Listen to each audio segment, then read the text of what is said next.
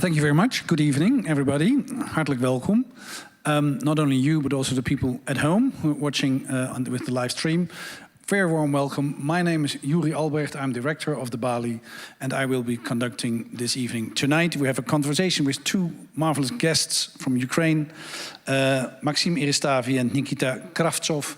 I will be talking to them later tonight, and later tonight you have the possibility to ask questions as well as always in the Balie every night.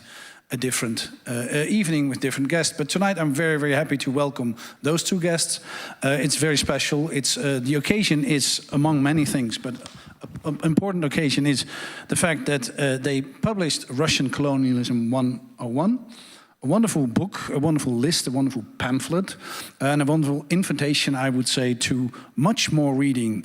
Because it's short, it's brief, but there is much more to learn in it. And I have to say, I studied minorities, nationalism, ethnic nationalism, ethno-nationalism, fascism, all that sort of things in Oxford. I taught it for quite a while, for many years. And in this book and in this list, I found many ethnic groups, many states, which I didn't know, and which I researched further on. So it's really worth reading. And I'm very happy that I can announce that tonight there are two of the authors, Maksym Eristavi. I will introduce him a little bit, and Nikita Kravtsov, who will be introducing the topic, colonialism, Russian colonialism, and we'll be talking about their book, of course. They prepared a speech, and after that we will talk.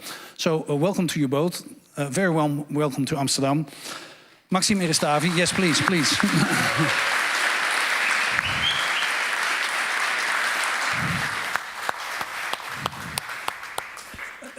Nikita Kravtsov. About Maksym, Ukrainian journalist. I think many of you know him, but I will read it out anyway, because there's probably also Dutch who need that introduction. Ukrainian journalist, writer, author of Russian Colonialism 101. We just showed you an illustrated guide to Russian colonial crimes. Eristavi has a 2-decade journalism career that included championing mainstream English language coverage of Eastern Europe by Indigenous voices. He went from covering both Ukrainian pro-democratic revolutions, being the country's youngest news anchor and newsroom manager, to founding international operations at a leading news startup covering Eastern Europe and becoming a contributor to leading global outlets. He's the founder of Volia Hub, the first storytelling hub expanding public awareness about Russian colonialism, and a co-founder of Ukrainian Spaces, a multimedia hub that amplifies Ukrainian voices and decolonizes global Ukraine conversations. Thank you very much for coming.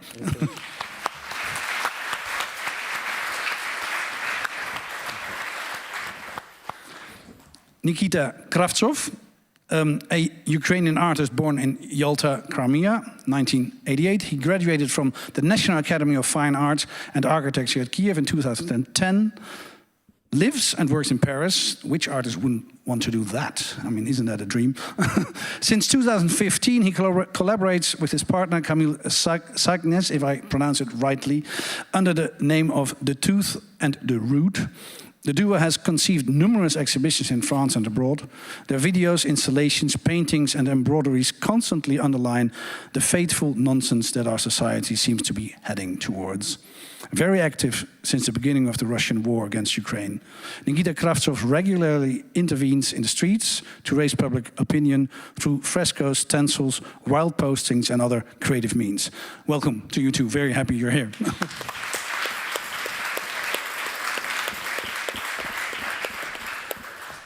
We had some conversations this afternoon already, which tasted for much more to come. But first, please, you prepared a presentation, so please take it away. Thank you very much. Thank you. Thank you so much, guys, for coming. Thank you, to Balie. Thank you for Ukrainians in the Netherlands for supporting at this also event. I was asked to do a bit of a talk before we start Q&A, and I'm a bit nervous for it because usually I'm freestyling everything, but they said that, please, Maksym, you need to be more structured this time. So apologies, this is an experiment for me. But before we start, I always like to remind people that we're here and have the opportunity to talk about it only because of the sacrifices that Ukrainians are making every day for over 3 years and over 10 years of full-scale invasion.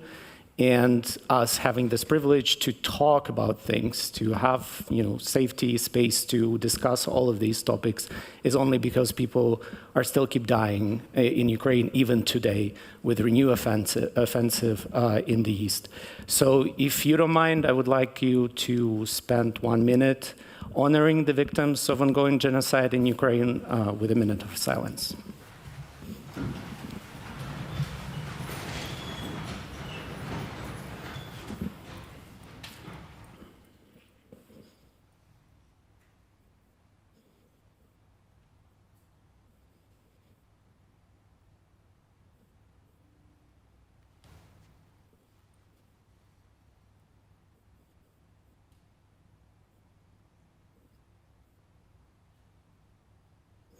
Thank you.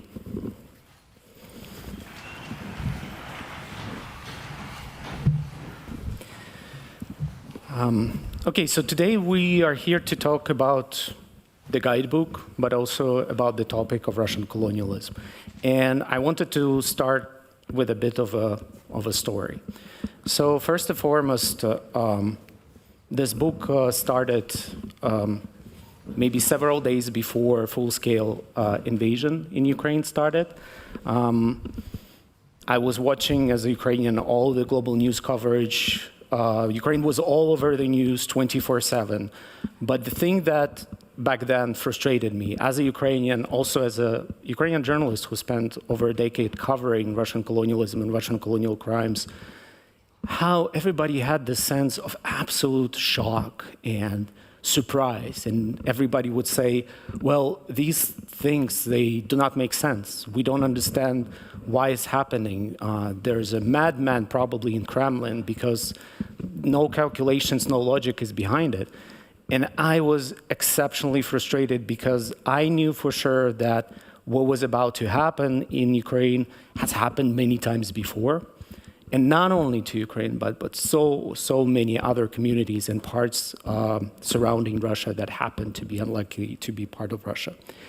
And that's how the Twitter thread started first, where I wanted to deal with my own anxieties, but also put together information in one place to help people to show the pattern, that there is a certain formula, that there are certain ways, certain steps that Russia takes all the time when they want to invade a new country or community. And that formula, I'm not an academic, I'm a journalist trying to connect the dots. So I wanted to simplify it for myself and for you as much as possible. And that formula would bring down me to these 3 steps: gaslighting, invading, exterminating. And actually simply explaining the sequence of steps before Russian invasions, how they excuse it, what they do, and what happens after the invasion started. So of course, this is not a comprehensive academic book. This is just a conversation starter, because I personally don't have any not all answers that I have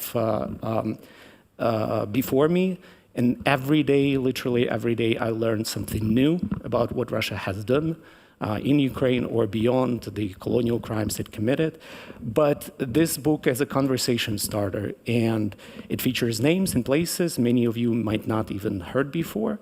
But we wanted to show not only lots of crimes and lots of violence and lots of injustice that Russia did, but also to expose you to names, to people who resisted, who there was not a single land that welcomed Russian colonial boots.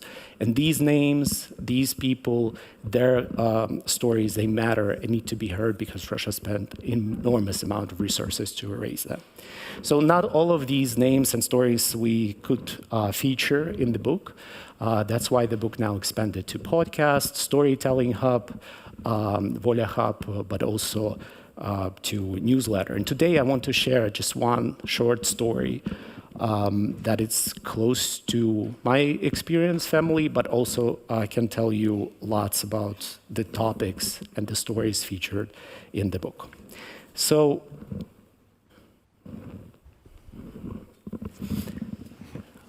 lots of you know the word Crimea. Most foreigners talk about it, reference it almost daily, news coverage, it's everywhere. But at the same time, few people who mention this word know that Crimea, or Krim, as indigenous name, self-name of this peninsula is a story of one of the most brutal settler colonialism examples in human history. And what happened to Krim in the first half of 20th century can tell you lots about what Russian colonialism and how it operates. Look at these photos first. They look like mug shoots of some criminals. But actually, all these people spent several weeks in Russian torture chambers before these photos were taken. These are the most brightest, smartest, best intellectual people that Krim had at that time. This photo was taken in 1938. Every April, Ukraine remembers the so-called executed Crimean Renaissance. In late 1930s, Russian colonial authorities massacred most of the intellectual elite of the Crimean indigenous nation. They killed up to 100 these people in one day alone on April 17th, 1938. And this is actually another reason why so many in the world can reference and quote Dostoevsky and Tolstoy, but they cannot, unfortunately, quote no less talented Kremlin writers.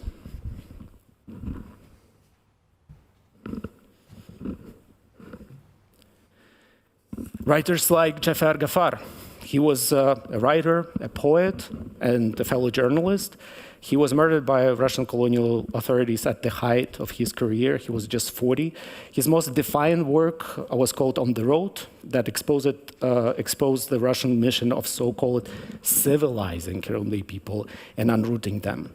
Writers like Said Abdullah Ozenbashli, he's considered a founding father of modern Kremlin literature and theater, and he made in his plays and his works fun of Russian imperial notion that individual cannot make a difference and doesn't carry any responsibility to change the world for the better. He said that it was wrong.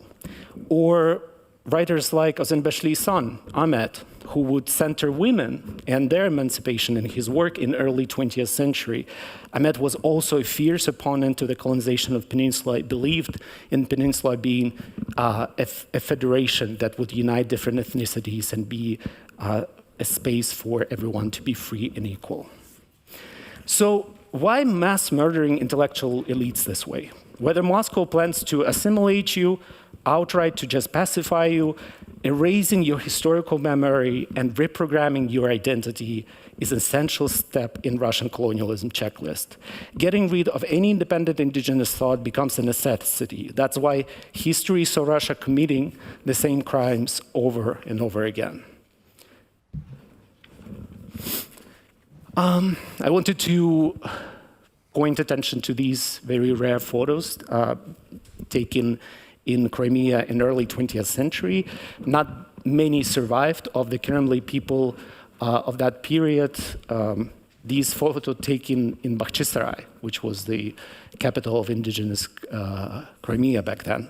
So back to my family. My grand-granddad was most likely from a mixed Asian, Georgian, Kartvelian family, but his first language was actually Crimean Tatar.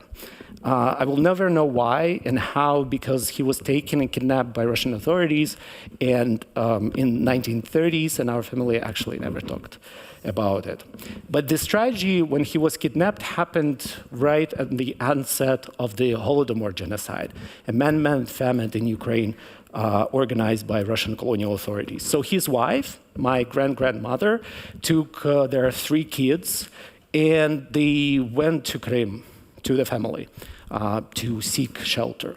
So that Kremlin family sheltered them from the famine. And I'm alive today thanks to this kindness. There's almost no research why and how it happened, but many families from my region went down to Crimea to seek shelter. And I always had this question, why would these families shelter Ukrainians?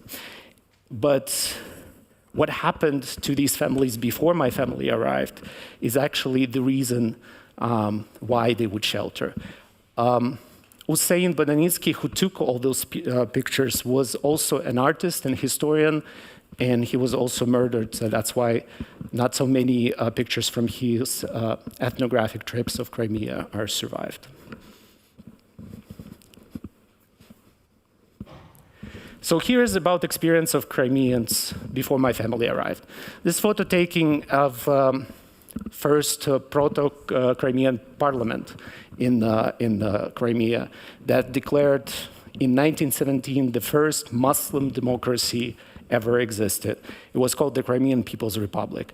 From the start, it manifested itself as a beacon of progressive equality and inclusivity, way ahead of many European democracies at the time. But then the Russian Empire regrouped, now with a communism label, and invaded Crimea back. Local Kremli, Ukrainian and ethnic Russian communities mobilized the united resistance, but they failed and were overwhelmed. One of the people who resisted was Sefika Gaspirali, the founding mother of independent Crimea, a very prominent feminist. Another person who resisted was Noman Chelebzhihan. Aged 32, he became the first president of Crimean People's Republic, and he envisioned Crimea as this Crimean Switzerland, where equality is rooted in the foundation and everyone's rights are respected.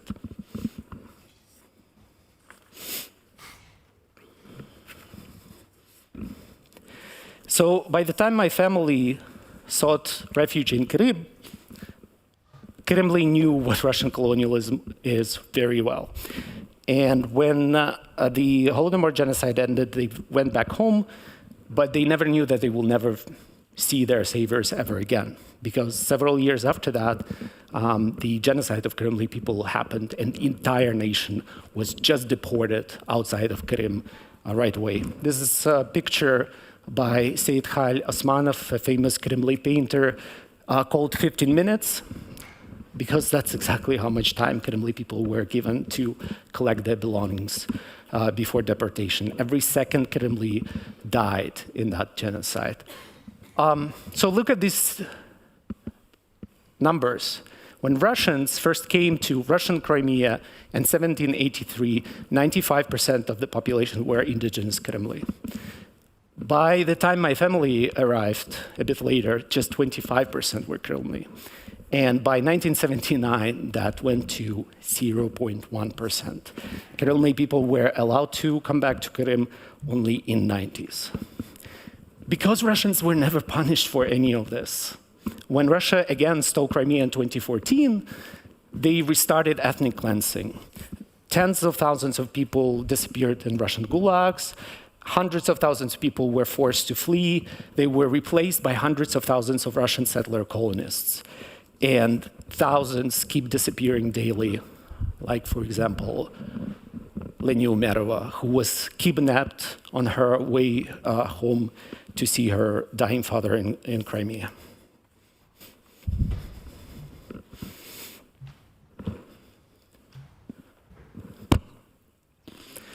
So I started my Twitter thread with this photo.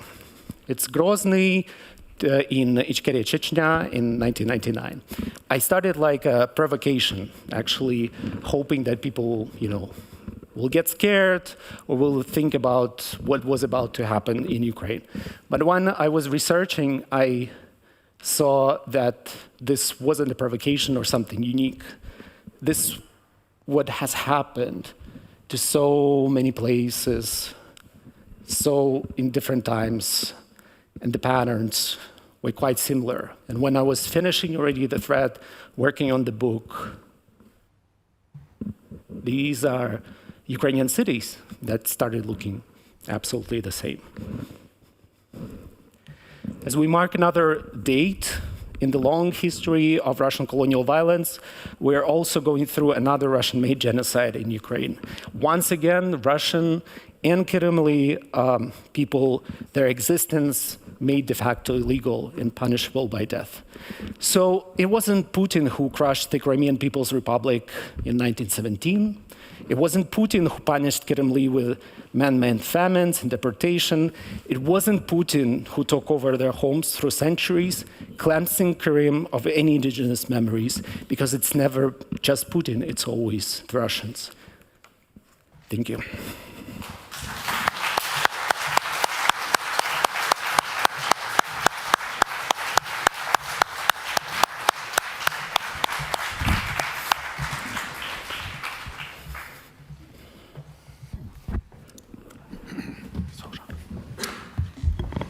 Thank you very much, Maksym, for this introduction. There are many, many things we could talk about, of course.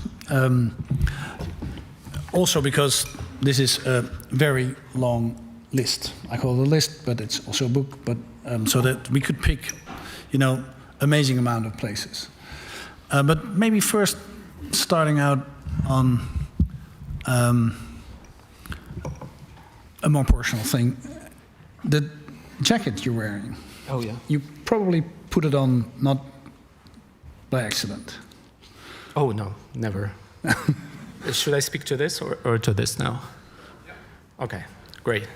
No, it's a reimagined Ukrainska вишиванка, which is a national attire for lots of Ukrainians. Yeah, yeah. And it's is like national. Is it from some part of Ukraine, or is that a... So this one is inspired by northern Ukraine, but it's also kind of space inspired, and the motifs of farming as well, nature and interconnectedness of nature and Ukrainianness. Beautiful, thanks. And then. You're born in Yalta, yeah, on the Crimea. Born in Yalta. Nikita, we just heard this sort of a tiny example of all the things which are in the book, but then a little bit more in depth, than you saw there. What does that to you do if you see that? For me, history of your part of. It's very painful things because it was always hello everybody, thanks for coming. Yeah. Could somebody translate that? Somebody will translate. Go on. So it's from my experience how it was like from childhood. It was really very bad connection in the TV with Ukrainian channels and like a lot of Russian channels for free with a super picture and with like a big kind of soft propaganda that when you want to tell the bullshit you need to tell a good like the real facts and you put the bullshit just between the facts like that the sky is blue, parquet from the wood and they do the bad things, so you just believe automatically when you don't switch off the brain. And with Tatarian I have from the childhood a lot of first of all Crimea it's really international place. We live with Armenians, Tatarians. The first was Greeks, but now it's very small population of the Greeks. It was kicked out. Like before it was like some native populations who was really totally destroyed. So yeah. And part of the artwork, this is both your work, of course. There's many people's work. There's a list in the beginning. It's like 7 or 8, Nastya, 7 or 8, yeah. There's seven artists from Ukraine, very good graphist. And tell me a little bit, because the first time I saw the book, I read on the internet. The first time I saw it was because Jaap Scholte, a Dutch writer, bought it in Kiev, and brought it here and said, this is interesting. And I said, yes, that must be the book by Maksym Eristavi. But for us, it's very easy. We go to the bookshop or we order it by bol.com or by and this is printed in Crimea, in Ukraine, isn't it? Yes. Yeah. And because there was a little thing written over there about the book. How did you produce it? So I always remind people that any book published today in Ukraine, printed today in Ukraine, created today in Ukraine, requires a bit of miracle. Our publisher, the East Publishing, is actually Kharkiv-based publisher, but 85% of all printing used to happen in Kharkiv. That was the printing, the book capital before the full-scale invasion. So of course, when the war has started, you might seen that in the news, but Russians do not just bomb randomly. They bomb also museums. They bomb also printing houses, warehouses, in this very calculated strategy to inflict damage to culture as much as possible. That's why when the full-scale invasion started, we started working on the book right away in the first couple of months after this. But for my publisher, it wasn't even sure whether they would be able to print it. The warehouses were also bombed, so they had to not only relocate but shift also the warehouses. Honestly, even when we started our first creative session with our illustrators, I remember that was also the same day as Kyiv was first hit, downtown Kyiv, by drones. And I remember I was in safety and on the Zoom call with them, and they were all in Kyiv, and the drone hit a residential building right not very far. And I had this thought that maybe not all will survive while we are still working on it. So maybe not all will see the book published. That's why I encourage people to support Ukrainian books, to support Ukrainian writers, because through the history and today, Ukrainian book has been and is a manifestation of anti-colonial resistance in its purest form. Mm-hmm. So it's the book itself is a manifestation of what it describes. You would say, sort of, the message is in the book already. We wanted to. Some people sometimes come and say, like, "Oh, the book is a bit depressing. It's about." It's about genocides, it's about, violence and death, sure, which is true, of course. This is, integral part, violence is integral part of any colonialism. But we wanted to focus first and foremost on the resistance to it. So that's why we mentioned so many names, we mentioned so many examples where people tried to resist the empire, even if sometimes they failed and sometimes they did not fail. So people have a bit of hope. So the book, when you open, it says on one of the first pages, the empire will fall. Not because, of course, for us it is still manifesting the future, but it's also a historical truth. All empires do fall, and with this one, there's going to be no difference. We just need to see the way. Did all the people survive up until now who worked to it? Yeah. Good. But, some illustrate, many on the front lines, volunteering, so this work, them seeing that it's, making round, travels the world, it means a lot for them, like it means for me as well. And Nikita, how did you choose which illustrations from which Belarus or Finland or Latvia, or how did you choose? The guys invite me to this beautiful project, and so they asked me to choose the topics, and I choose mostly touch for me. So I can add that we got great help from Ukrainian Emergency Art Foundation, which put together to support Ukrainian wartime artists who were creating in Ukraine. And I remember that when the full-scale invasion happened, it was such a shock for everyone. I couldn't listen to music, I couldn't read anything. I felt like this, silence inside, just pain and rage.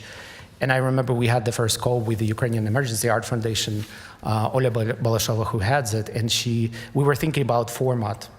And I instantly wanted to channel it through art first. Because when she opened a folder... Why is that? Yeah, she opened Google Drive folder and she said, like, look at these works. We're just collecting every work that Ukrainian artists we know create now, while the full-scale invasion is happening. And I opened it and I felt things I didn't think that I will feel, because that art was like just, vibrating of resistance and people processing and creating something new out of this horror. So instantly I had this idea that, it has to be an art book first. And when you open, you first feel things, and then, hopefully you'll be more open-minded to the very dry facts that we put there just for your education. Mm-hmm. Yeah. So it's a way into the, and it's also contemporary art, and it's also, and let's get a little bit more into this colonial discourse, of course, because you're saying this is sort of a guide, a 101 guide to what the Russian colonialism is about. But first, I thought last time I looked in my final exams, for instance, here in Amsterdam, as a man born and raised in Amsterdam. I did my final exams not too far from here. I did part of it on Russian history. You had to, that was sort of prescribed. And the Russian Empire is an anti-colonialist empire, isn't it? Поехали. Yeah, so this is what the empire wants you to believe. That's why it's actually so important to use the proper words. People say, why not calling it a conflict or a war or a crisis, or why not calling it, any other names? And I'm, so certain that you have to call it a colonial war, because words matter. And this is exactly what the kind of language Russia do not want us to use. Through entire number of regimes that change in Russia, Russian rulers come and go, but these strategies, the culture of Russian colonialism stays absolutely the same. And for them to avoid accountability, to confuse people, once again, not being, avoid paying any price for any of it, for any of these crimes, they have to reinvent themselves all the time and create all these different ways of mythology around it. Actually, the Tsarist part of the Russian Empire, the period before communism, they were very unapologetic about, being colonial empire, colonizing people. It's written all over, especially in Russian, how they wanted to cosplay Western colonies. They did not have resources to do overseas colonization, although they did in North America and even in Africa. But they did the same kind of colonialism inland, and they were unapologetic about it. But of course, when the Soviet period of the empire started, they had to reinvent, to kind of position themselves differently to the rest of the world. That's why they created a notion, we're anti-imperialism champions, anti-colonialism, we're against Western colonialism. They would say that abroad. They would come home and do the same stuff that happened, their predecessors did. So I think the problem that we never heard from people who actually survived that. If you think about anything mostly you know about Russia, it's mostly explained to you by Westerners or Russians themselves. How many Kazakh, Ukrainian, Georgian, Estonian names you've heard, or even people you know? Not so much. Well, first of all, there are less us than Russian citizens, but also there's so many were murdered and killed and silenced before. So if you listen to them, they would use the proper words, and they will describe these experiences even if they don't, necessarily operate the same terminology. So once you listen to us more, I think it becomes less about mythology, more about facts. Mm-hmm.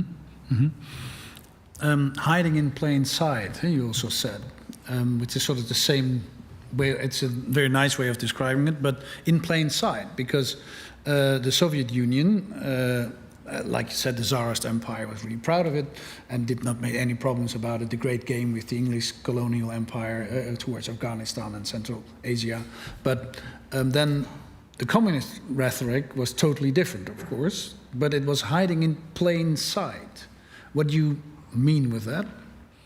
Well, I can understand, of course, what you mean. It's a very nice way of putting it, but hiding? Well, first about what Moscow would say abroad, what was happening behind the so-called Iron Curtain was totally drastically different.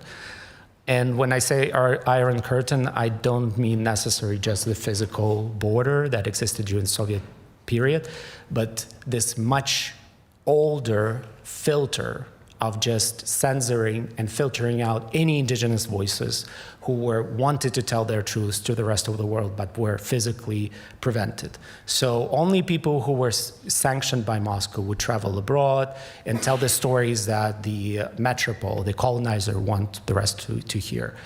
And once again, because of lack of this exposure to actual stories, people think whatever they want to think about Russia through the prism of colonizer, but the experiences inside, of course, it was a spectrum, but people were Russified, stripped of their identity.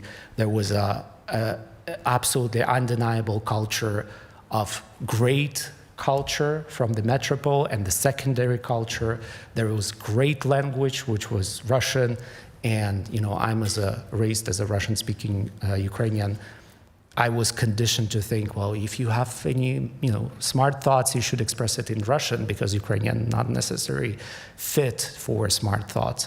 So all these things that are very, very telling about imperialism and domination, that it's not that different from what Western imperialism did in some places. They existed in reality, so just here to lived experiences rather than just, to opinions or some really debates that are not rooted in experiences that people lived. Yeah, you used the past tense, existed in reality. If I read your book, they exist. It's very contemporary, isn't it? What do you mean?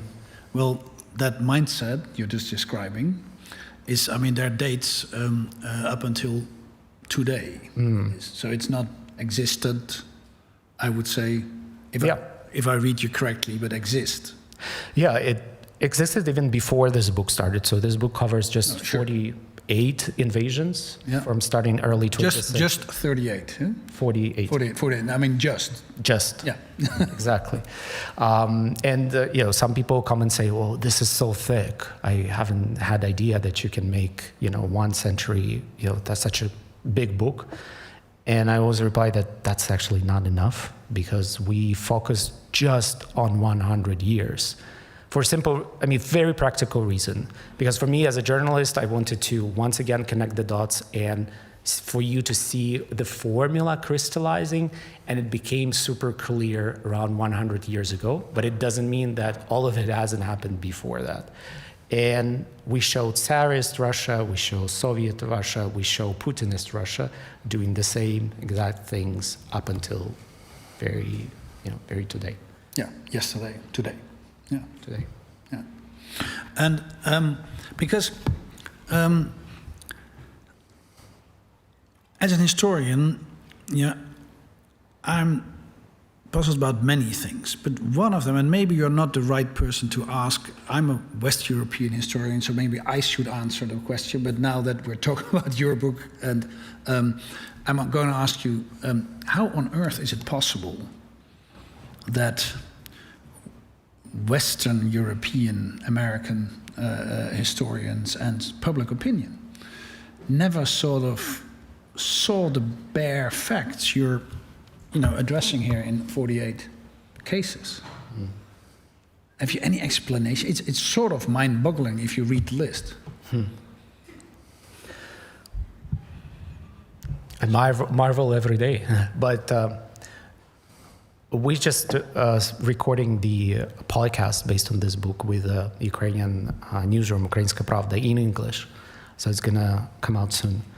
And we interview people, people that I find much more smarter on this topic, that would write things like 20, 25 years ago, even before, about this very same topic.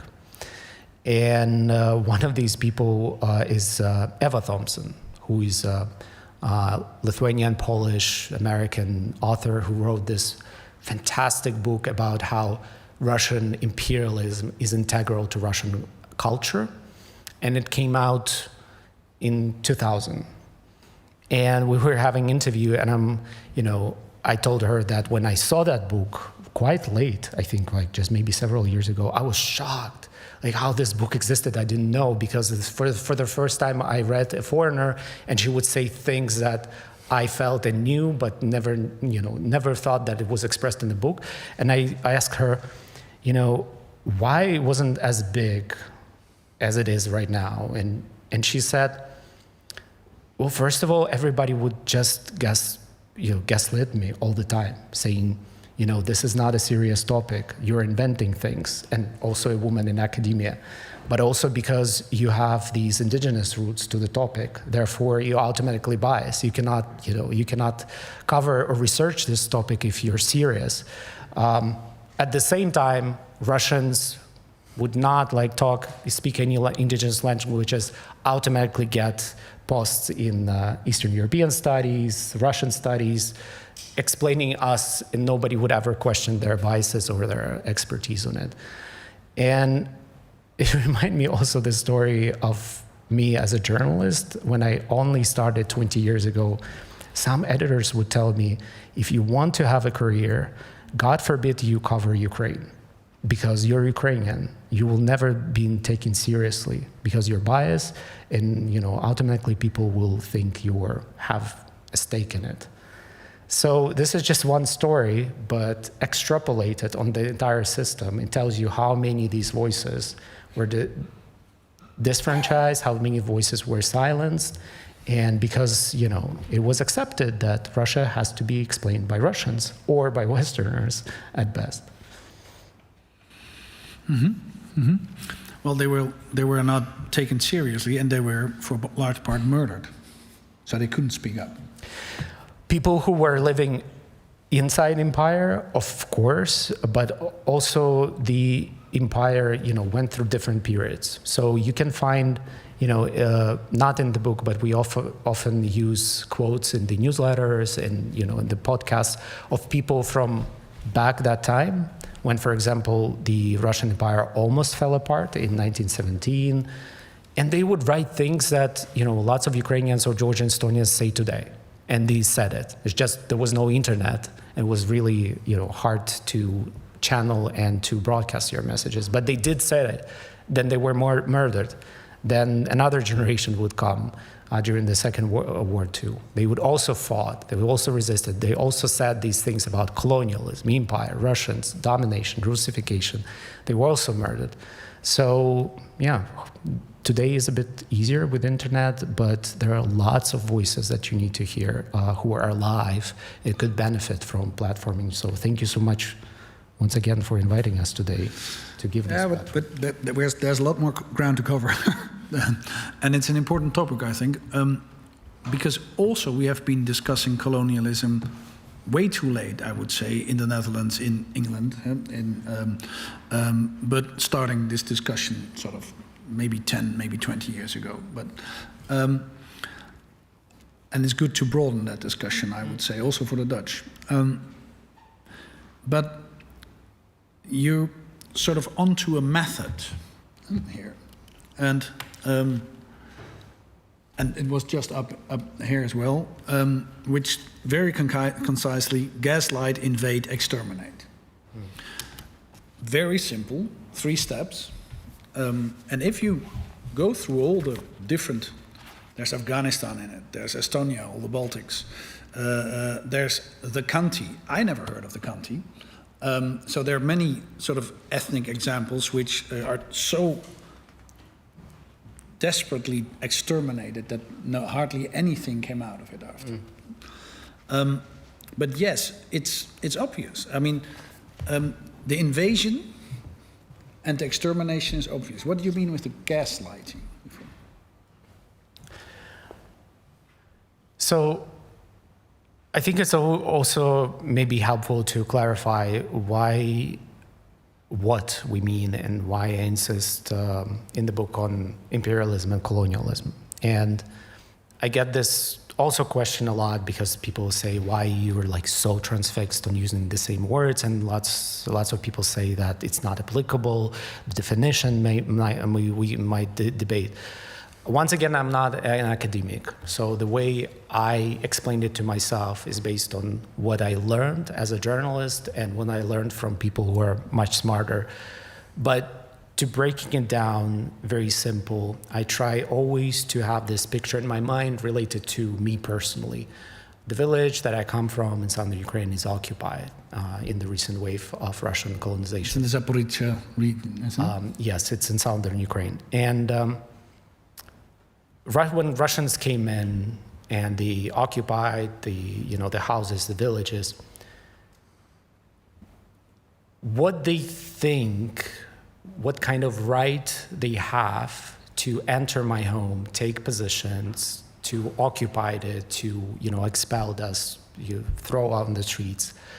This is what the reasoning behind it. This is what I describe for myself as imperialism, the ideology behind it.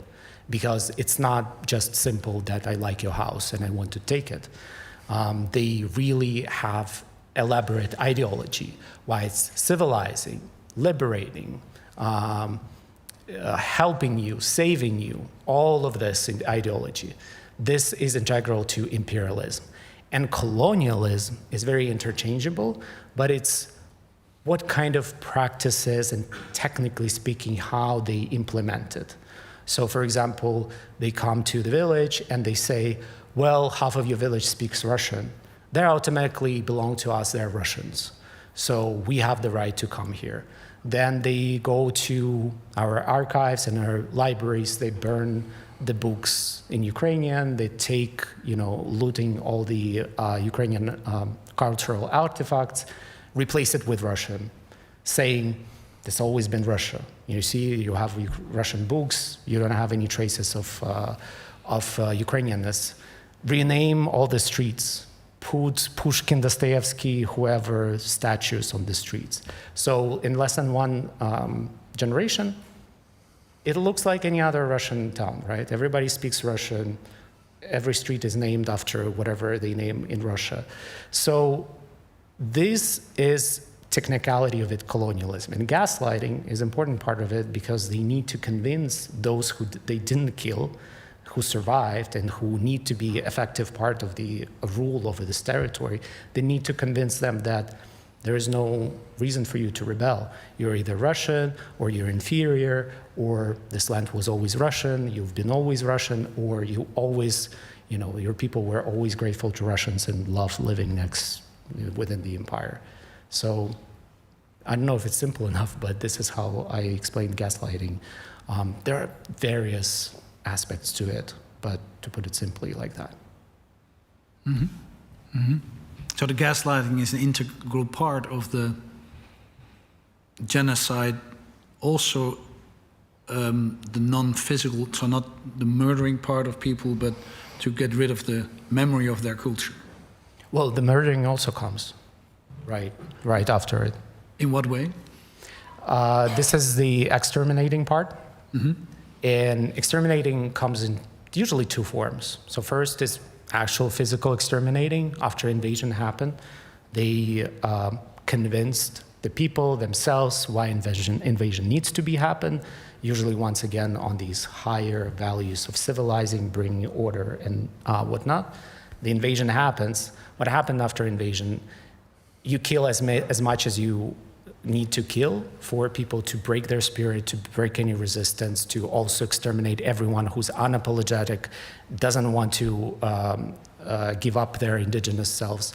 And those who left, you need still for colony to survive economically. So those who left are being exterminated in terms of their identities, Russified, or their memories stolen. In our village, once again, it's not that unique. They would even burn the family albums, for example. They burnt it? Family albums, yeah. Yeah, the photo albums. Yes, Yeah. because that's kind of natural way to deal, like erasing any memories of the life before. And the colonizer will tell you afterwards who you are, where you come from, what's your destiny, and what it should be afterwards. So this identity erasure is also happening, and most of Ukrainians went through this as well and can tell lots of personal stories about it. Is that familiar, Nikita? Yeah, but mostly also a lot of families was deported. Yeah. A lot of people was deported. Also, you losing your ground, after in 15 minutes to take all your clothes. Like Maksym already told, that when they make deportation for the people, they give just 15 minutes fast, put the stuff. And of course you will not take the photo album and all the things. So everything was lost so they just changed the population and they put the mostly Russians, yeah. And for instance, the photograph we saw, you just showed us, of this Crimean Renaissance group of writers and intellectuals. You being from that place, was that sort of news for you?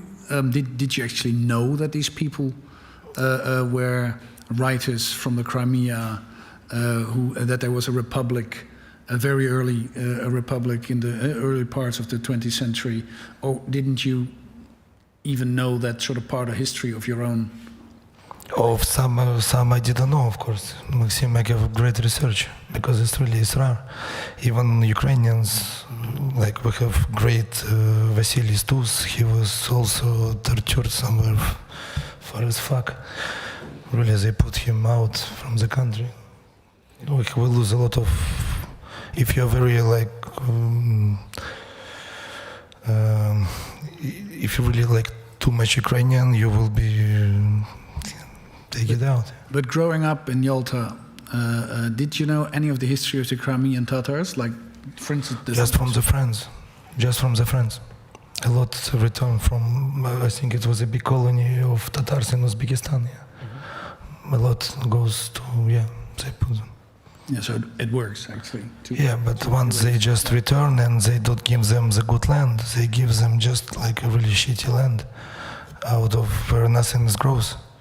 And they can build just boxes, and it was like a ghetto, like in the field, just boxes. Mm-hmm.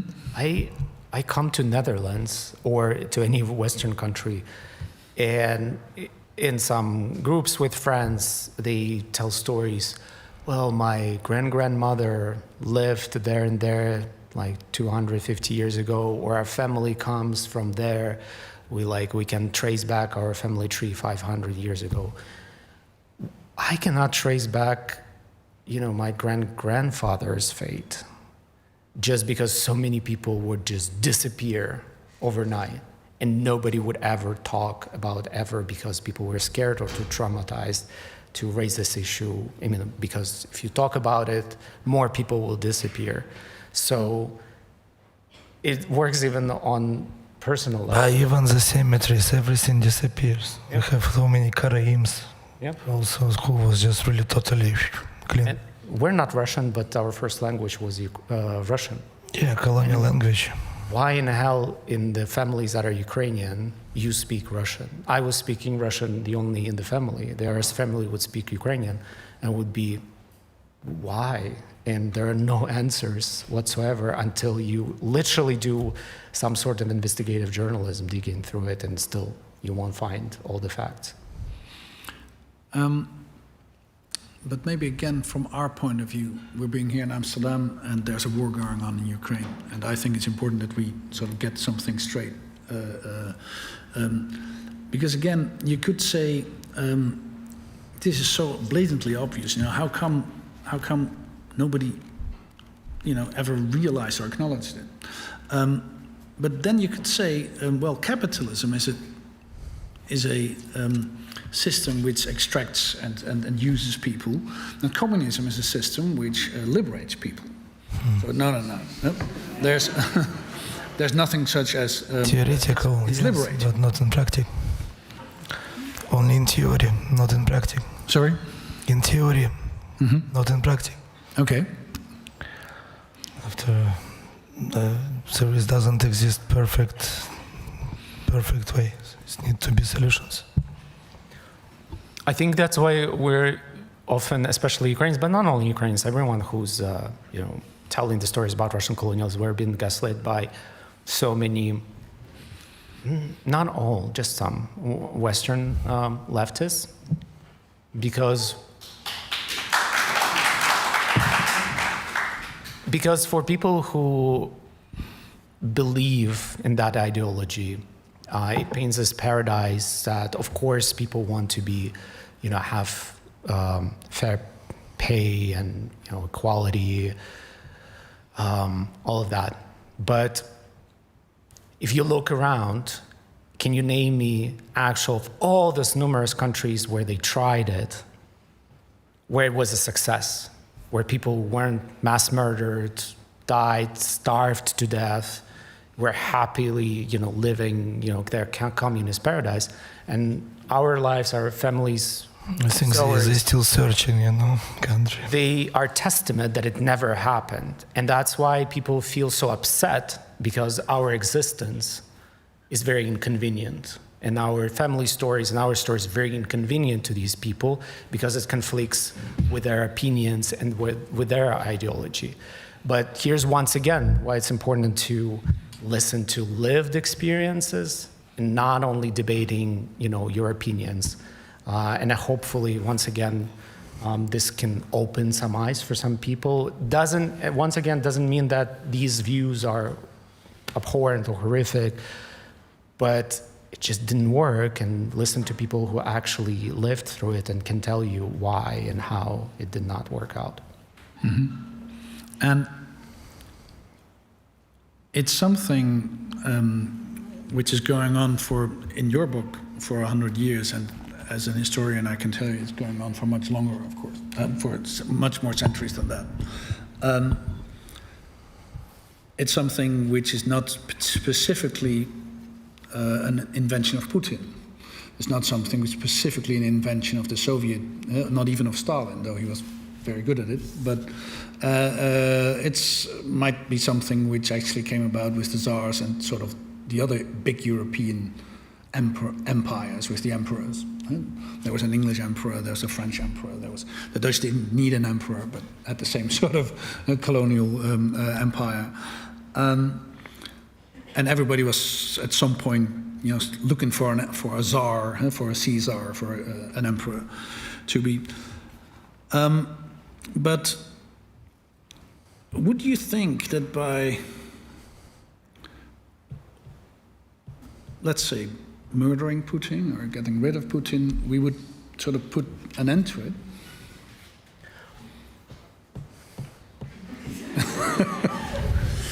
Honestly, I don't care about Putin because it's not Putin, it's the Russians. Always been. It's already built pyramid. Everything is pyramidal. It's already basement built.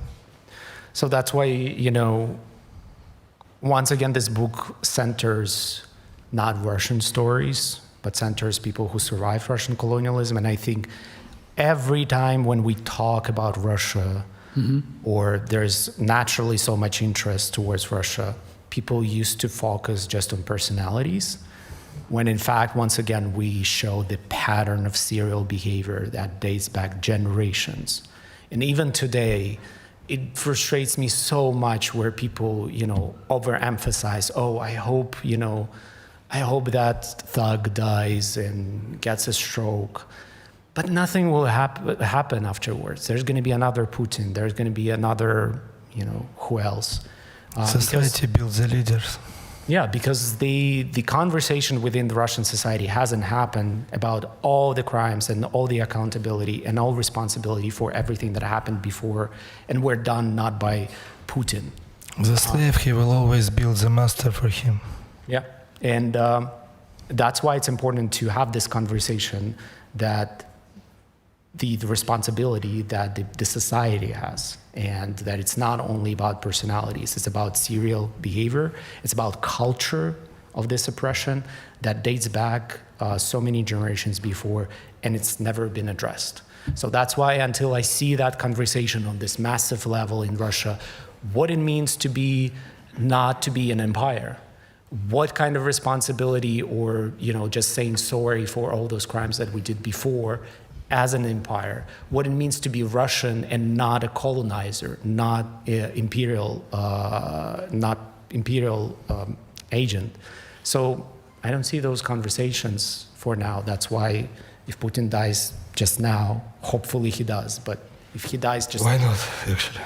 maybe it's going to be a break for, I don't know, 2 weeks, and it's going to restart, because usually it always does.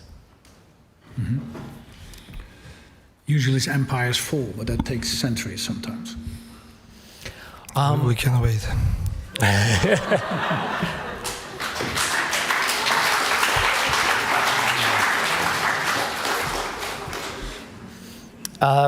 I really liked what Timothy Snyder said the other day. That historian from yes, who writes a lot about the bloodlands, Ukraine, Belarus, Russian, Central Eastern European history. Yeah, and he said that part of the imperial ideology and this imperial gaze is once again to convince you that the things how they are now are going to be forever. Nothing's going to change. We're here forever. The empire the greatness is here forever. And once we break this gaze and we start thinking, imagine the world beyond empire, that's where an actual cracks start appear, because people think who we are, where we come from, what kind of world we can build. And Russia still works very hard to really convince people, oh, we've always been here, we always, forever will be there. They steal Ukrainians, total separate topic, but they steal Ukrainian history to convince that they've been existing for thousands of years, whatnot. But it's actually not true. All empires do fall. You cannot predict when and exactly how, but they start with these, when we can't imagine the world without them, for sure. Well, we'll start when we start seeing them, at least, first. First you have to see them before they fall. Interesting enough, there's a little map in the back, and hey, there's Syria in it as well. Why? Well, because Russia did the same to Syria, what they're doing to Ukraine, to Georgia before that. So it's another colonial war of Russians meddling with places and people they have no right to be, and exploiting them. And the same sort of results for the cityscapes. Pardon? The same sort of results for the cityscapes you showed us before. And then there was actually a picture of Aleppo there as well, but I had to cut time. What would you think, focusing on resisting this sort of historical movement of an empire, what do you think is needed, maybe for Ukraine, to shift the conversation to Ukraine away from the empire?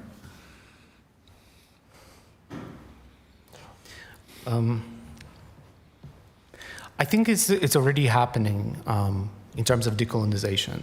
The people throw this word, it is a super popular word in Ukraine as well. Everybody talks about it, which is remarkable for me. I mean, if you go, for example, to Apple Podcasts, and I'm not sure if it's the case, but it was several months ago, you would check the top podcasts in Ukraine, and the first one used to be about personal decolonization, what it means to take back control over your own story, what it means to decolonize, to connect with your roots, to connect with your authentic selves, get rid of this colonizer's gaze. That was very personal, like almost, lifestyle kind of to-do list. And the second was, the most popular was about literature and decolonization literature, how we read differently our Ukrainian authors, how we read even Russian authors differently, and how we see the empire and imperialism behind it. This is the most popular conversation that is happening on such a basic level with people who are not, academics or experts really discussing everywhere in cafes and at home. The same is happening, for example, in places like Kazakhstan, in Estonia. So it is already happening. I mean, the job is not for us to be here only to educate you and expose to these ideas. The job is also for us to go through this very painful but necessary process of decolonizing ourselves. I mean, I don't speak Russian anymore, for example. I stopped 2 years ago. Learning Ukrainian, learning more about my roots, Ukrainian literature, rereading stuff that I used to, read in school but never saw what our authors wanted us to see. Anyway, so it's already happening. I think it's such a cool thing. A long way, you can start from the first step.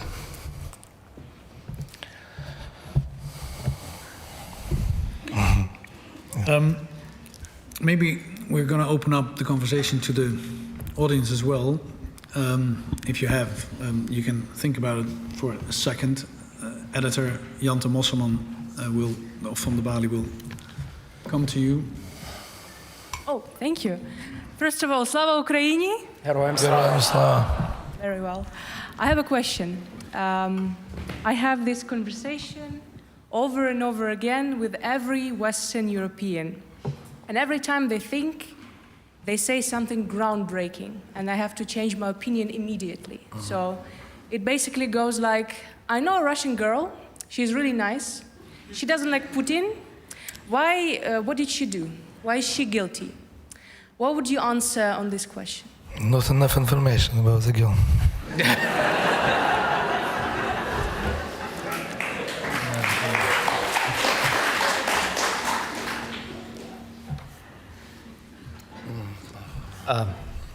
Maksym? Yeah. Actually, it's perfect reply. Perfect. Yeah. I get frustrated because in these conversations nobody asks about anything about Ukrainians, and they're concerned of Russians. So nobody asks about our families, our friends, loved ones being murdered every day, dying in their beds, bombed in their own homes. I would rather talk about this rather than hearing once again about somebody concerned for Russians. They know Russian culture, Russian writers, Russian, Dostoevsky, whatever. So this is what bothers me. And I think we should stop talking all the time, being concerned about the colonizer, where we haven't enough told the stories of people who were colonized in the first place. Once we're done with that, we can talk about Russians all day long, but they're not the ones who are being slaughtered and die. Tortura.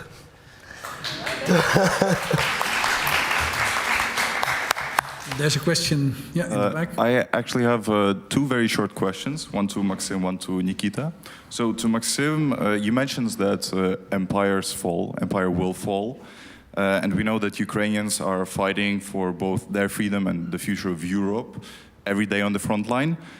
My question would be, how can Europeans speed up the process of, fall of Russian empire and support Ukrainians' fight for freedom? That's the first question. And to Nikita, as both an artist and Ukrainian, you're directly affected by Russian war. And you also understand the power of art in shaping narratives and perspectives.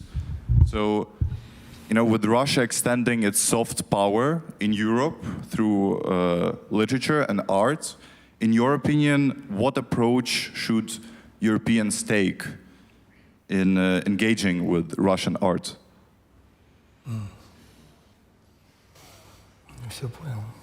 You start? But you can start. How should we go about with Russian art? I think that's the question, isn't it? Russian art. How, Can you repeat the last part, because I really... My English is very poor.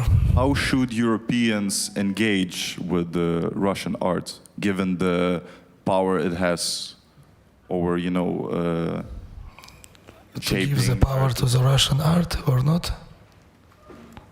How should Europeans treat it? Like, reading the aforementioned Dostoevsky, all of those. No, but you want me to become another imperialist and dictator. So you do by yourself how you feel. I don't care about the Russian culture. And, when the victim becomes the enemy and when victim become evil, it becomes the same dragon, who found the little gold coin. So it's the question for Europeans.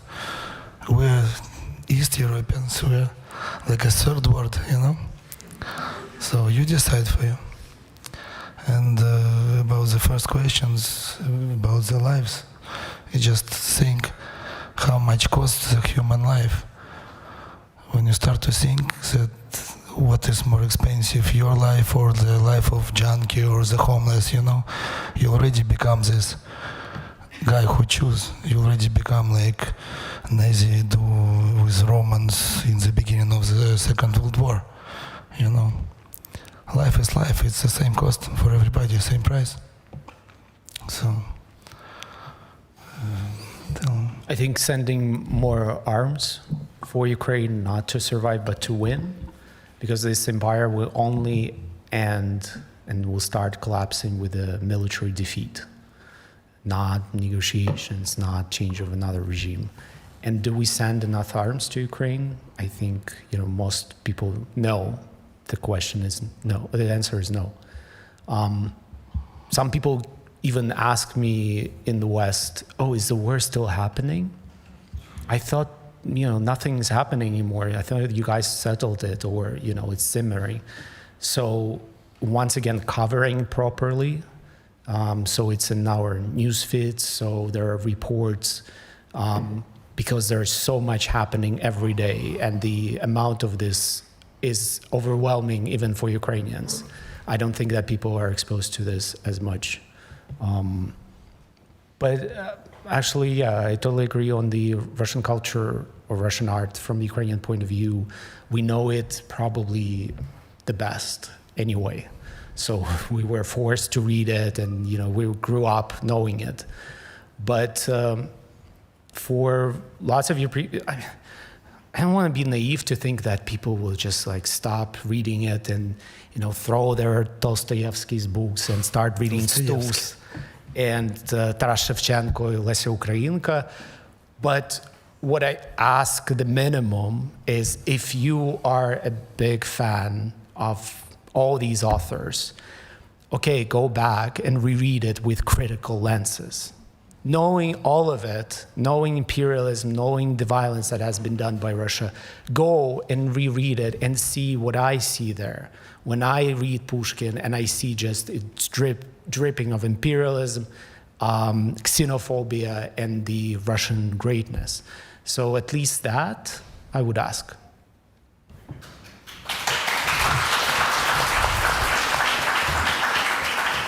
I'm Peter Alleman, I'm volunteer with Promote Ukraine in Brussels. I came all the way.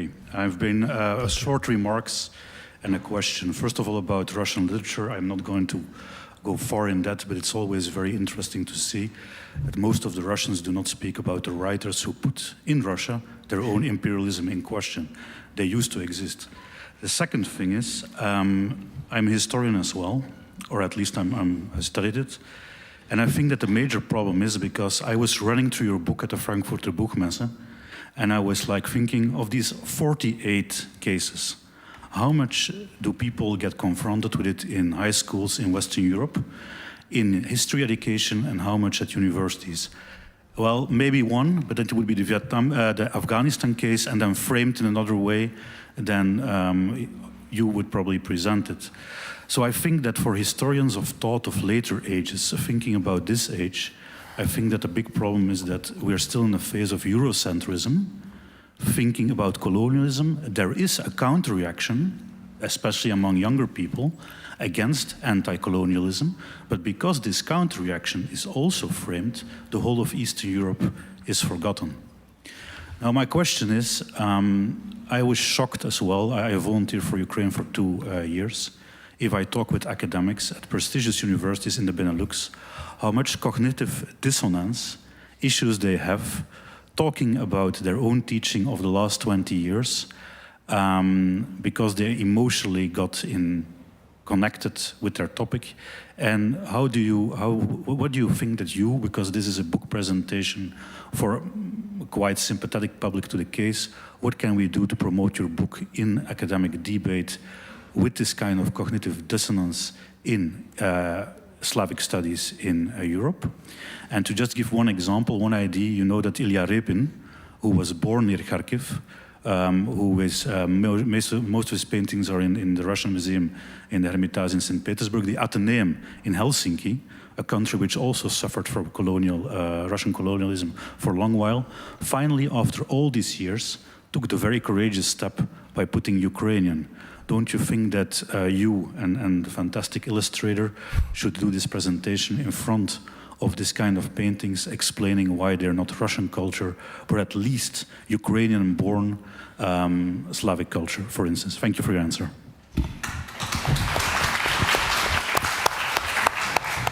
That is a work of historians. Ilya Repin, you were saying, isn't it? Yeah, the famous painter of late 19th century paintings. Yeah, we know, thanks. Also, cultural appropriation is a massive thing for Russia. I love these conversations that slowly are developing in the West about the museum and gallery funds in British, French, German, Dutch museums, how much of it was stolen from indigenous lands and colonized lands and how much was appropriated. So no conversations like that happening about Hermitage and other colonial museums in Russia. Not only there's stolen loot there, but there are stolen names like Kazimir Malevich. They stolen Queen from museum now. So I think having this conversation, there are so many fantastic cultural experts, Ukrainian, not Ukrainian, who having these missions and fights, and they go around the museums and they talk to them and they demand to decolonize those funds. The same is happening actually in academia, even in schools. One of the teachers from Austria came to me at the Frankfurt Book Fair, and she said that she took that book and she went back to her local education council, and they start discussing about having edits in their preschool materials that would show still Soviet Union there. And all the Eastern European stories would be, or names would be even erased. So even at this basic level. So there are little things where you can, on your personal level affect to injection a bit of this knowledge, as you said. So these Eastern European voices are not raised because usually people think, okay, here's Germany, and maybe Czechia, and the rest is just like some wild land that used to maybe belong to Russia, maybe not. So nobody hears these stories. But somebody also told me that it's books thick enough. Yeah, there's a lady in the black next to you. Yeah. So you can use it as actual tool of convincing people. They say very stupid. But we speak about Oля Balashova. She make a lot for these things. Yes. Oля, you can check Oля Balashova. She really is really working, because it's not the work of artist to put the artist back to history. It's the work of historian. Yeah, it's a Ukrainian emergency art Sorry, fund we are that does not a lot very of decolonization. competent in this. Slava Ukraini. Героям слава. So I just came back from my fourth project in Ukraine, and the thing that scares me the most is not dying or getting shrapnel. I know what shrapnel feels like, all right, but coming home and emotionally facing people who say, I don't know why you're doing that. It's because, sending them arms is just prolonging the conflict. They can't possibly win. Yada, da, da, da, da, da, da. And it goes on and on and on. And it's really hard to come home and be out of the closet about being, you know, for Europe, for Ukraine. I mean, everyone in this room, that's pretty much a no-brainer, but go outside of this room and that changes. Walk a few blocks in one direction and there's buildings occupied by these students at the university who think that you know, Palestine should be from the river to the sea and get rid of the Jews. I don't know what their little platform is. There's so much energy going into issues that are a distraction from the fact that there is a war and a genocide, a real genocide, happening in Europe. What do I say to these people? I could hold up a copy of the book and say, oh, read this. But how do I get them to read that? What is the one thing that I can say to them that will make them curious enough to read it? Mm-hmm. What's the one thing you can say?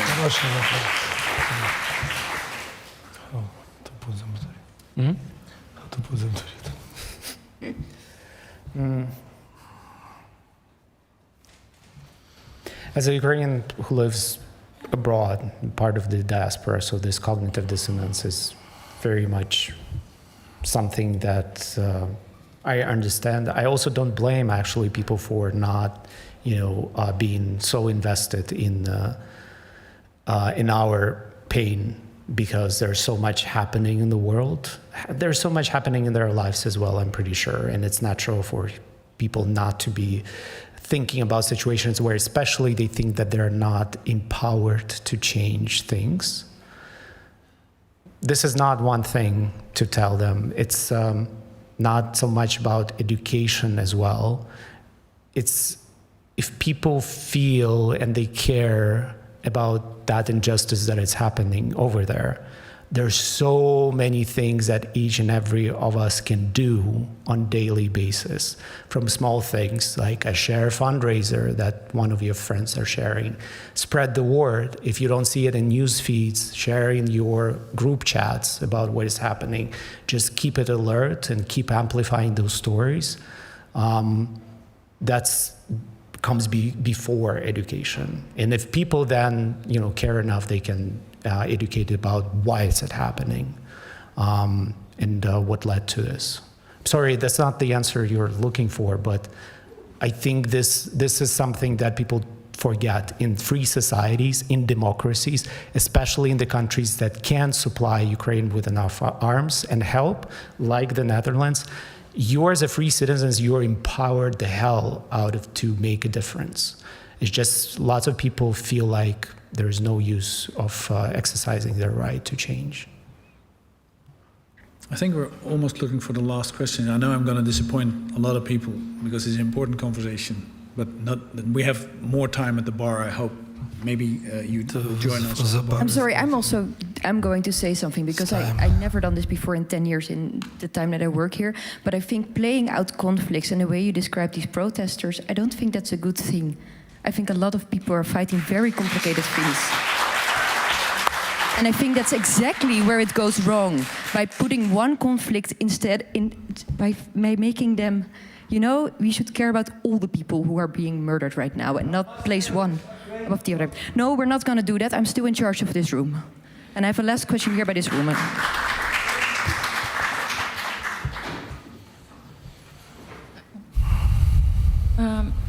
So I'm Komi. And the stories you told, I felt the same. In the 20s, we had the rise in our national ideas, rise in Komi language. There was lots of talks about independence and independent Komi state. I'm lucky enough, my first language is actually Komi, we speak it at home. And I have a question for you, and also for the audience to think about. So Russian culture is not my culture. I have a different culture. Yes, I was born on the land of Soviet Union. And at some point, I indeed had Russian citizenship. But you don't know my story, you don't know my identity, you don't know my language, you don't know my culture. And you say that, of course, first things first, I support Ukraine for more than 10 years. And in the last more than 2 years, running fundraisers and everything. But for you, I'm Russian. You tell yourself. Yeah, but I'm not. And when you also say that Russia, Slavic studies, sorry, I'm not even Slavic. My language is Finno-Hungarian. So what do you tell people like me that are from Russia, not ethnically Russian, and in Russia we are called non-Russian in a very derogatory way. Ты чё по-русски не понимаешь? Yes, I don't speak Russian, and why the fuck I'm supposed to learn Russian when I'm Komi and I live in Komi? So, can you please elaborate?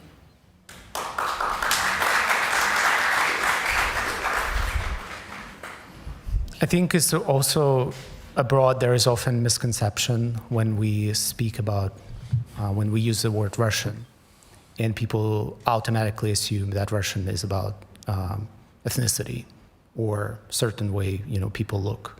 Where in fact, for Ukrainians, for other indigenous nations, Russian is about, first and foremost, the imperial mindset.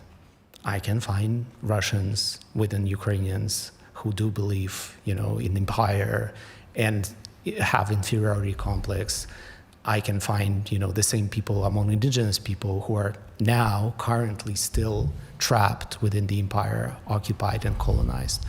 So I think with this project and with this book, we also wanted to give the space and people to start at least learning the names like Komi and Karelia and Sakha, even know that they're existing.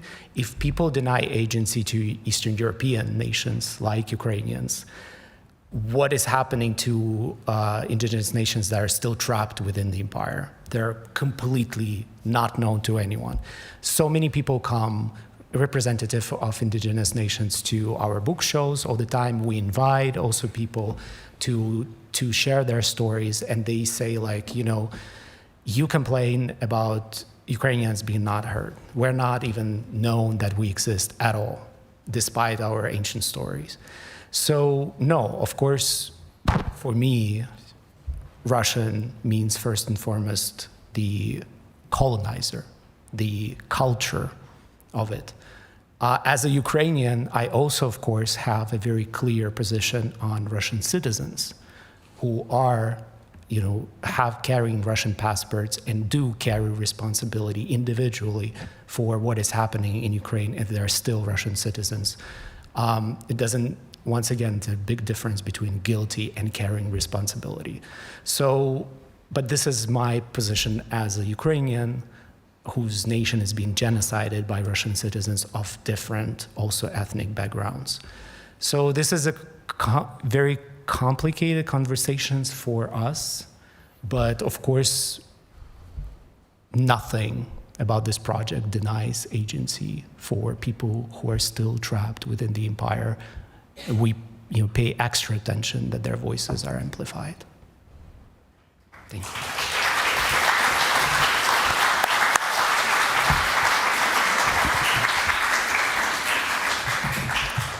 Thank you. I'm drawing to a close. There's, I hope, enough books which you can buy after this. Nikita is one of the artists in it, a wonderful artist, and he actually said to me that he could. Yeah, I can make dedication. If who buys the books, I can make little drawings for you special. I'm very happy about your questions and your participation and for coming here at the Balie tonight, especially you two, of course. For me, I'm very happy also with the last question, a very courageous question. For me, actually, the book, is very inspiring in many ways. I'm a student of nationalism for over 3 decades. And what this book sort of teaches me, actually, is that it's not a very good idea to compare the suffering of the one to the other. Because there's tiny sufferings, which for the individuals were huge because they were murdered. And there are very big sufferings. And if you count the numbers, the book invites you to think not in that sort of way. Not in the way that it's... And the book invites me to think about individuals. Because what is imperialism? It's nationalism in its biggest and ugliest form.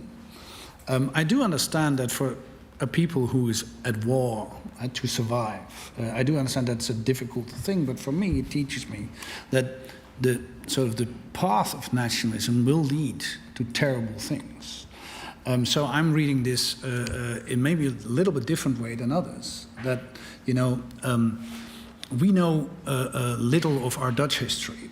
We did a bad job at, educating ourselves and, being aware of what we did in the East Indies and the West Indies. So there's a lot of work to be done for a lot of people in the world.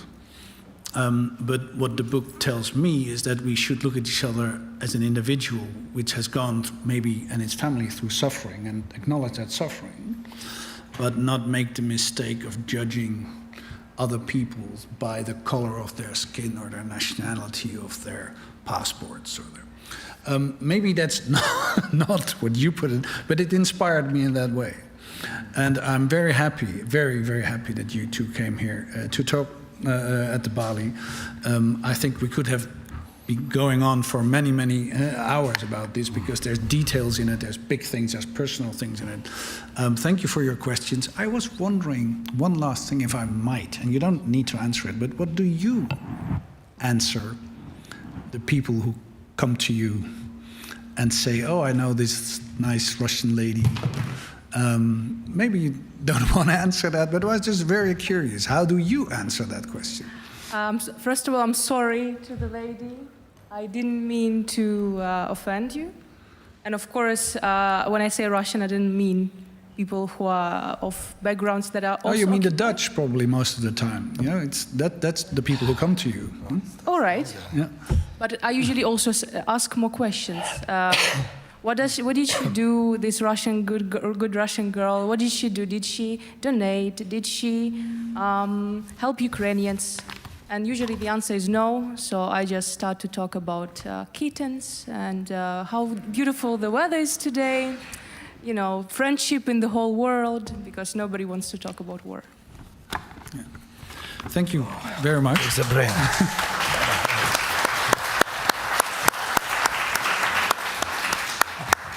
And thank you for the 1 minute of silence. I think that's very important to remember, that there are actually at this very moment people dying in the front of the eastern part of Ukraine. Thank you very much. We have a drink.